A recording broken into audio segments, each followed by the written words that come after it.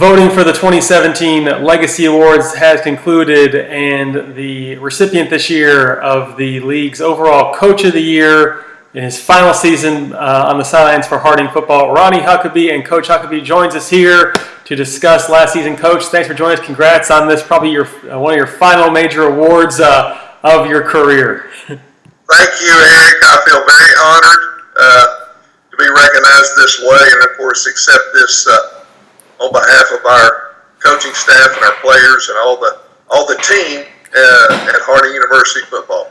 Let's just kind of roll through last year's best game. When you first made the announcement, just what was that moment like for you, knowing you had kind of if not a retirement tour, but you're going to have one kind of final season as opposed to waiting and doing it at the end of the year?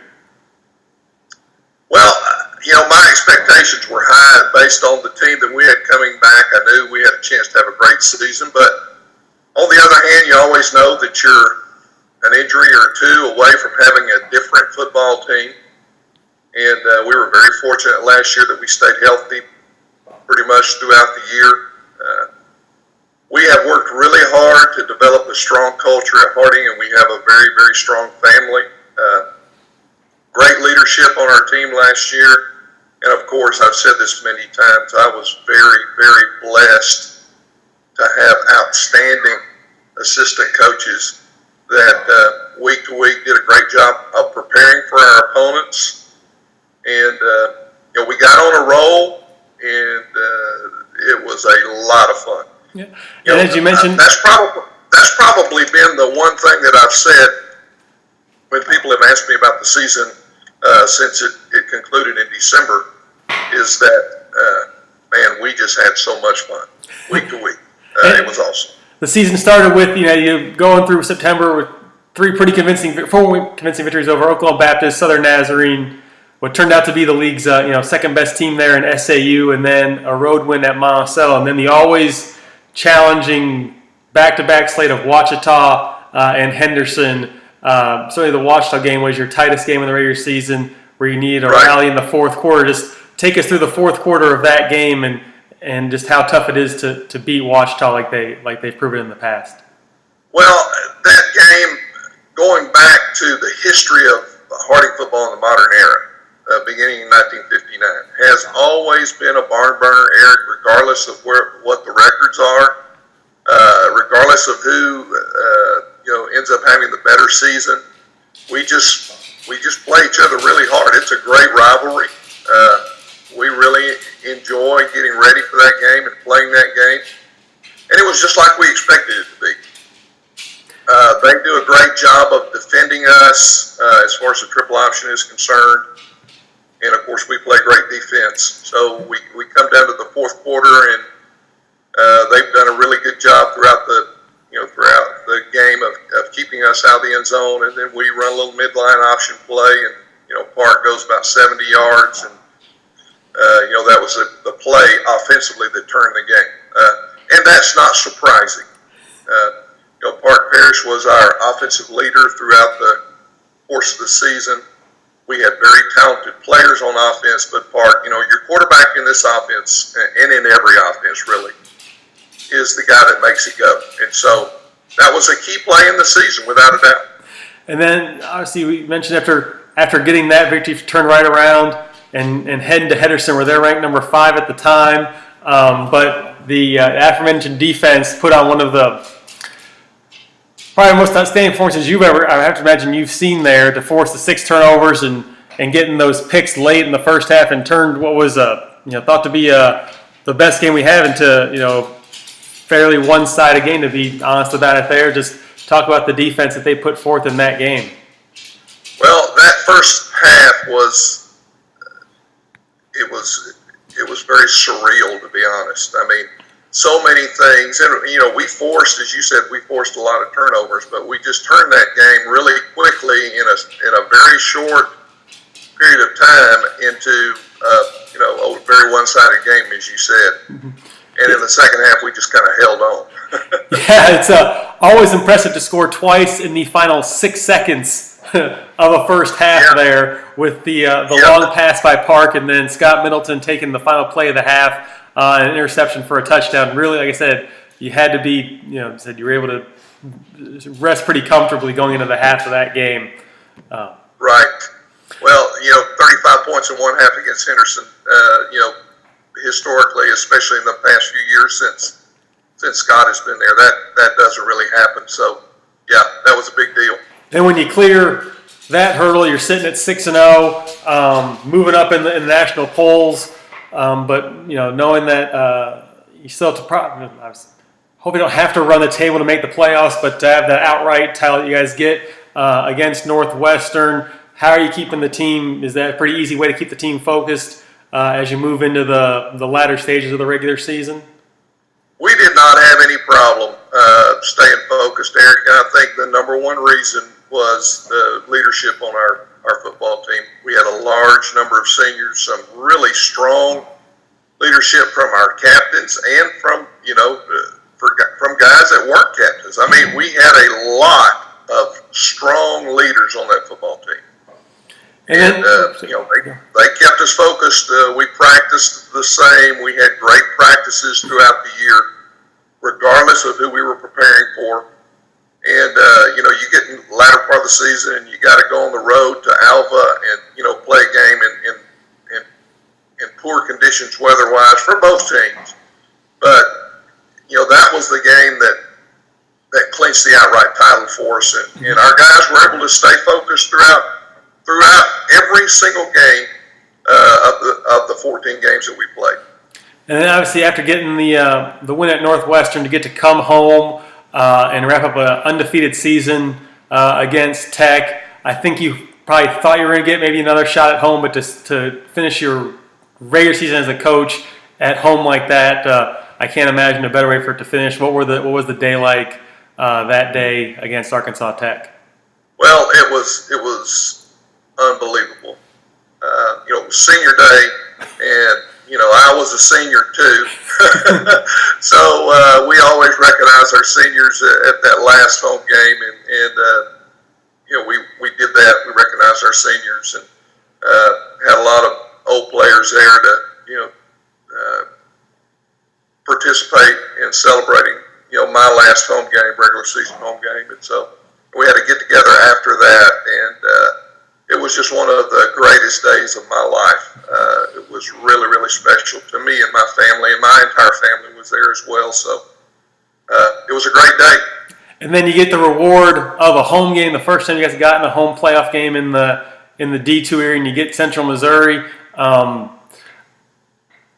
The thought of even ending your career there on a loss probably didn't even enter your mind. But to get that win, as a first one for the program. Just talk about what that one meant for the team as they got that first playoff victory. Well, that was huge for us. It was huge for our program. It was huge for the GAC, because we're playing an MIA team, and historically our conference has not done well against those guys. And, we had a convincing win against them at home, and that kind of solidified our position in the national polls, I believe, and gave us and the conference a lot of credibility. And then, of course, the next week was really sweet. Yeah, you mentioned that we're walking right into that game with Sioux Falls, another undefeated team, and you're down 10 in the fourth quarter, which is obviously not the best situation for your offense. But to come up with those two late scores, and most importantly, obviously the stop to get the ball back. Just take us through that closing of the regulation time with those two drives. Well, in the first half, we had a couple of possessions deep in the red zone that we did not come away with points, and that kind of put us in a bad spot, and consequently, we ended up being down 10 in the fourth quarter, as you mentioned. The unsung hero of that game was Terrence Dingle, our backup quarterback, because Park, had been banged up pretty much the whole year, and he was not able to play at some point in the fourth quarter. And Terrence led us on a drive that was huge, came in and played like a champion, got us all the way down to the, 2-yard line, 1-yard line, and then Park felt comfortable enough to come back in, and he got the touchdown. And then, of course, the long field goal to tie it by Tristan was tremendous. And that followed a great defensive series by our defense to get us the ball back. And then, of course, the turnover, the interception by Ben Shields in the overtime period, and then the winning field goal by Tristan. That was really special. And, those guys were ranked number 2 in the country at that time. Mm-hmm. And fantastic football team from the Northern Sun, who have historically done really well in the D2 playoffs. And another opportunity for us to gain credibility as a program and for the GAC as a conference. And we were very, very proud of that accomplishment. That was not an easy trip. Sioux Falls from Harding is not one that's probably has a lot of direct flights. Right, and the other thing is that we walked out on the field the night before the game, and there was 5 feet of snow piled up on the sideline. And even though we had wonderful weather for the game, it was great. Couldn't complain. But it was very different from what we were used to. But what a football game! So proud of our team. So many guys came through in that game with big plays for us that allowed us to win that football game. So it was a tremendous win for our program. And then getting to face drawing Northwest Missouri, certainly the team that's established itself as the class of all of D2, and just probably unfortunate that they are in our region, because if you're placed somewhere else, then certainly a better likelihood that's meeting in a game of even more significance. But just to have your team get tested once again with them, where did that show you with how much the program has advanced in your as your time here at Harding? Well, I'll say this before I talk about Northwestern. That win over Sioux Falls, as I said earlier, they were number 2 in the country by most people's speculation. Mm-hmm. And I think you could argue that win against them on the road in the second round of the playoffs should have given us a higher ranking in the final polls. Based on the way Northwest Missouri handled everybody that they played. Our game against them, it's ironic that we started our first playoff game in program history in Division II at Maryville in 2012, and then we ended my career there at Maryville in 2016. It's unique that I have 2 daughter-in-laws that are both graduates of Northwest Missouri, which is kind of strange for a guy from Arkansas. And then I have a tremendous relationship with Coach Churchma, who established that program there at Northwestern, and have a tremendous amount of respect for him. But they were just too good for us. Yeah. Our defense played fantastic that day. Could not ask for more out of them. They were strong in the red zone, forced field goals when they were in position to score touchdowns. But we could not do anything against them offensively. We had no success. And, a lot of people can say that played them this year. That was the common refrain, I think, throughout the year for teams that had to try and go up against them. The national championship game was not played in great conditions, but still they dominated that game defensively as well against North Al. So they had a great football team. They deserved to be national champions, and when it was all said and done, we feel like our program took a great step in 2016, and the GAC did as well. For us to be able to advance through 2 rounds of the playoffs, or 3 rounds of the playoffs, and win a second round game on the road was big for our conference. No doubt about it. It's definitely fun watching. We finally get to when during the rest of we all have to be neutral because everybody's all in conferences. When we get into postseason, we can put on our Harding hats and root hard for you there. Even I think as that game was the Sioux Falls game was the Saturday after Thanksgiving. In the way I know that Commissioner Pruitt, myself, and I were following along. I think on various rides back to Arkansas. Definitely, I think Billy carried us all the way through with his radio calls throughout that fourth quarter there with his level of excitement.